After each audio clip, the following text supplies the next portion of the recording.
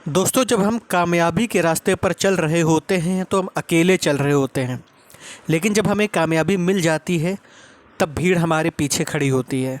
तो दोस्तों, हम सभी अपनी अपनी मंजिल को पाने के लिए आगे बढ़ रहे हैं और आप सभी तैयारी भी इसी मकसद से कर रहे हैं कि आप सभी कामयाबी को हासिल करें और फिर आप वो नज़ारा देखें या आपकी फैमिली वाले वो नज़ारा देखें जो आपने कभी सपने में देखा होगा। तो दोस्तों, मैं पुष्पेंद्र यादव स्वागत करता हूं आपका अपने YouTube channel study with philosopher Baba में। चलिए आइए करते हैं इस सेशन की शुरुआत। कल हम सभी ने यूपी स्पेशल में हम लोगों ने जनपद और उसके उपनामों के बारे में पढ़ा था। आज हम उससे आगे की जानकारी ग्रहण करेंगे, आगे का नॉलेज लेंगे, जो कि है उत्तर प्रदेश में नदियों के किनारे बसे प्रमुख नगर। अगर हम उत्तर प्रदेश में नदियों के किनारे बसे प्रमुख नगरों की बात करें तो गंगा नदी के किनारे है कानपुर, वाराणसी, गढ़मुक्तेश्वर, फर्रुखाबाद, कन्नौज, मिर्ज़ापुर, गाज़ीपुर, बदायूं, बिठूर। यमुना नदी की बात करें तो यमुना नदी के किनारे पर बसे हुए शहर हैं मथुरा, आगरा, इटावा, कालपी, बटेश्वर, कौशाम्बी, हमीरपुर। गोमती नदी की बात करें तो लखनऊ, जौनपुर, पीलीभीत, शाहजहांपुर, सीतापुर, लखीमपुर खीरी, सुल्तानपुर। सप्ती नदी की बात करें, राप्ती नदी की बात करें तो गोरखपुर, देवरिया, बलरामपुर, सिद्धार्थनगर, संत कबीर नगर। और रामगंगा नदी की बात करें तो इसके किनारे बसे शहर हैं बरेली, शाहजहांपुर, मुरादाबाद, बदायूं, हरदोई। सरयू नदी के तट पर अयोध्या। हिंडन नदी के किनारे हैं सहारनपुर, गाज़ियाबाद, मेरठ। सई नदी के किनारे हैं प्रतापगढ़, जौनपुर। सोन नदी के किनारे हैं सोनभद्र। अगर हम सर्वाधिक वन क्षेत्र वाले ज़िले की बात करें तो सोनभद्र में 2540.29 क्षेत्रफल वर्ग किलोमीटर में ये फैला हुआ है। लखीमपुर खीरी है उसके बाद 1273। उसके बाद है मिर्ज़ापुर जो कि है 803.73। पीलीभीत है 687.11। न्यूनतम वन क्षेत्र वाले ज़िले की बात करें तो संत रविदास नगर, भदोही 3.12, मऊ, फिर मैनपुरी, फिर संत कबीर नगर, उसके बाद देवरिया। उसके बाद हम बात करें सर्वाधिक वन प्रतिशत वाले ज़िले तो सबसे पहले नंबर पे आएगा सोनभद्र, फिर चंदौली, फिर पीलीभीत, फिर मिर्ज़ापुर। उसके बाद न्यूनतम वन प्रतिशत वाले ज़िले की बात करें तो संत रविदास नगर, भदोही। उसके बाद आएगा मैनपुरी, देवरिया, बदायूं।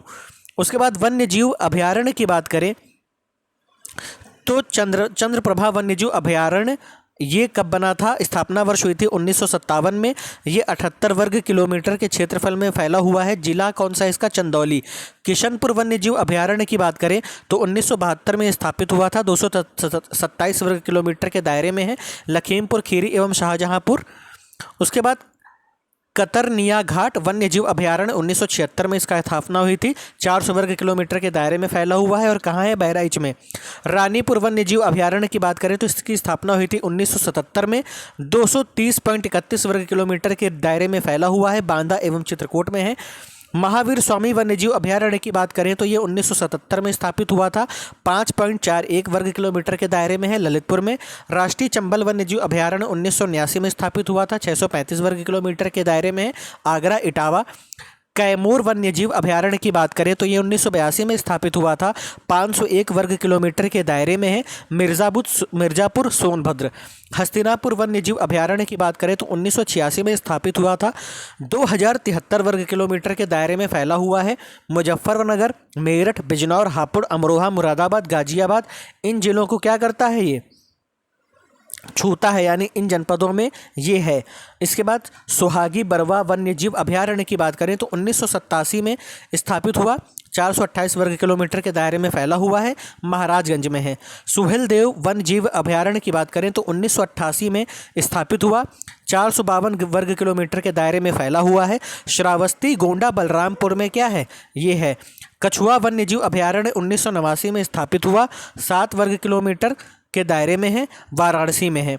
उत्तर प्रदेश में रामसर स्थल की बात करें तो नवाबगंज पक्षी अभयारण्य उन्नाव में है, पार्वती अरंगा पक्षी अभयारण्य गोंडा में है, समन पक्षी अभयारण्य मैनपुरी में है।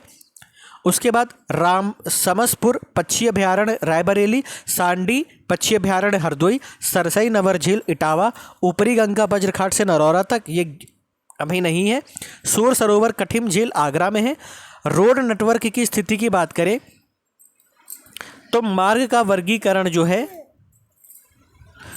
जो है राष्ट्रीय वर्ग मार्ग किलोमीटर है 7,633, है ना। ये राजमार्ग है, ये आप देख लीजिएगा, ठीक है। ये पीडीएफ आपको मिल जाएगी मेरे ये टेलीग्राम चैनल पर। उत्तर प्रदेश में नए एक्सप्रेसवे की अगर बात किया जाए तो गंगा एक्सप्रेसवे मेरठ से प्रयागराज है, 594 किलोमीटर यानी 6 लेन में इसकी लंबाई है। कहाँ है, किस किस जिले को टच करती है?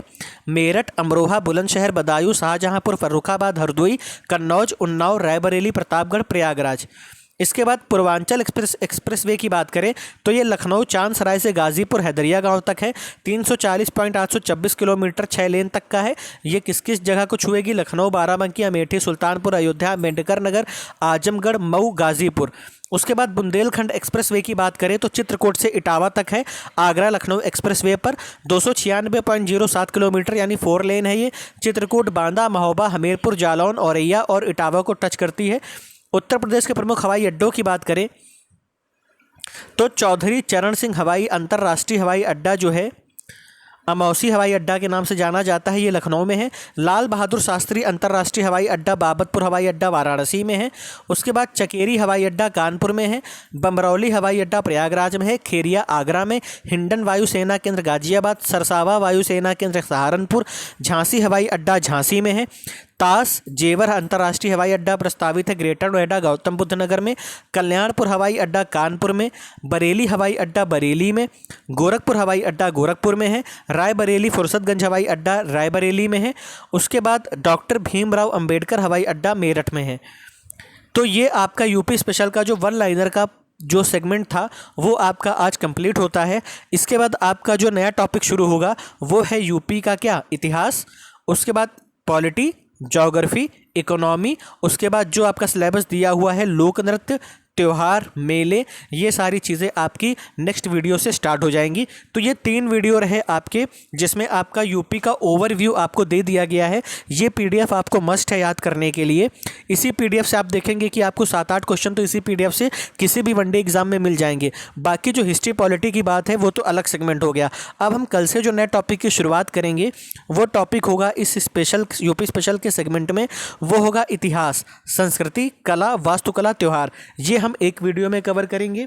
उसके बाद हम बाकी के वीडियो में आपका पूरा यूपी स्पेशल अप्रैल के लास्ट वीक में समाप्त कर दिया जाएगा आपको मेरी तरफ से।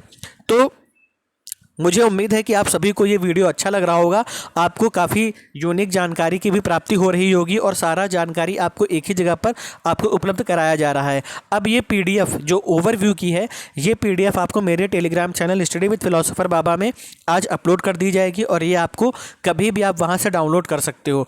तो मिलते हैं नेक्स्ट वीडियो में, तब तक आप अपना और अपनी फैमिली का ख्याल रखिए और अपने आने वाले सभी एग्ज़ाम की तैयारी अच्छे से करते रहिए ताकि आपको एक ही बार में सफलता मिल जाए, क्योंकि ये सुनहरा मौका आपको बार बार नहीं मिलेगा। तो मैं पुष्पेंद्र यादव आप सभी से इजाज़त लेता हूँ, मिलता हूँ नए वीडियो में।